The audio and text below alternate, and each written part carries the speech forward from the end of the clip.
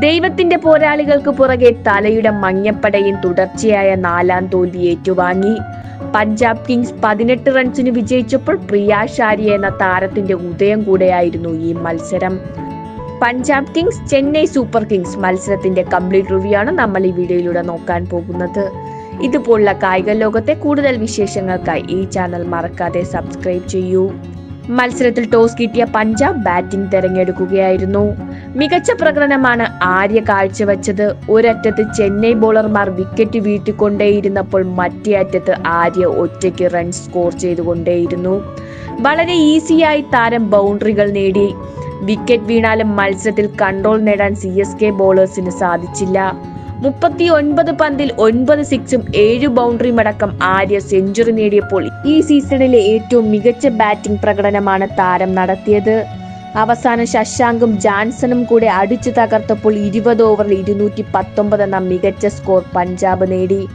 Wicket നേടിയെങ്കിലും ഒരു പ്ലാനും ഇല്ലാതെ ഇൻഡിസിപ്ലിനായ പ്രകടനമാണ് CSK കാഴ്ചവെച്ചത്.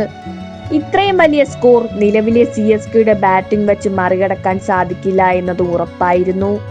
ആദ്യമായി സീസണിൽ CSKയുടെ ഓപ്പണേഴ്സ് 50 റൺസ് പാർട്ണർഷിപ്പ് നേടിയപ്പോൾ 61-നാണ് 36 റൺസ് നേടിയ രജിൻ വീഴുന്നത്. പുറകെ ക്യാപ്റ്റൻ ഗെയ്ക്വാദും വീണു.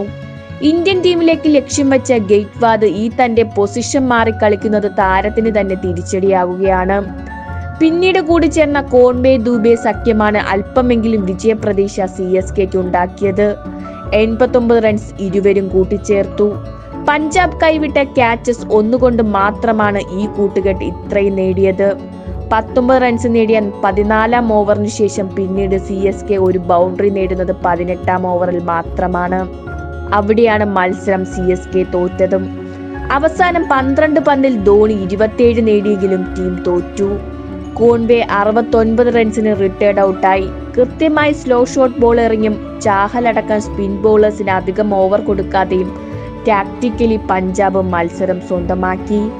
CSK സ്പിന്നേഴ്സ് നല്ല രീതിയിൽ റൺസ് വഴങ്ങിയപ്പോൾ വെറും 3 ഓവർ മാത്രമാണ് പഞ്ചാബ് സ്പിന്നെറിഞ്ഞത്. മികച്ച ക്യാപ്റ്റൻസിയാണ് ശ്രേയസ് അയ്യർ കാഴ്ചവെച്ചത്. CSK ബാറ്റിംഗ് നിര നേരിടുന്ന ഈ പ്രതിസന്ധി മറികടക്കാൻ ടീം ഇനി ആദ്യം ബാറ്റ് ചെയ്യണം. ഈ സീസണിൽ ആദ്യം ബാറ്റ് ചെയ്യാത്ത ഏക ടീം CSK ആണ്. പ്രിയ ഷാരിയാണ് കളിയിലെ താരം.